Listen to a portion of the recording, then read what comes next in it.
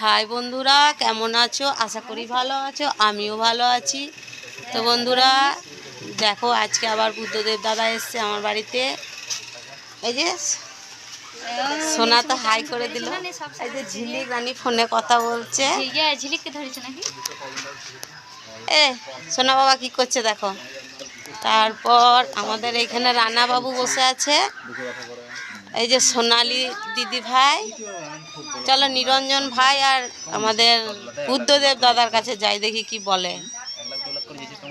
ও ভাই নিরঞ্জন ভাই, হ্যাঁ বলো। তুই বলো, দাদা তো এসছে আজকে। হ্যাঁ দাদা এসছে আজকে, অনেকদিন পর দাদার সঙ্গে দেখা হলো। তো কেমন লাগছে? খুব ভালো লাগছে।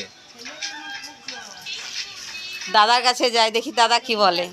এই যে দাদা, তো অনেকদিন পর আজকে এসেছি ডান্স ক্লাসে। তো ডান্স ক্লাসে আজকে তো হলো না বলতে ডান্স ক্লাস করলাম, সবার সাথে আজকে গল্প করলাম, আড্ডা মারলাম। কেন প্রায় 3 মাস 4 মাস নাই 4 থেকে 5 মাস পর আজকে এসেছি। তো খুব ভালো লাগলো।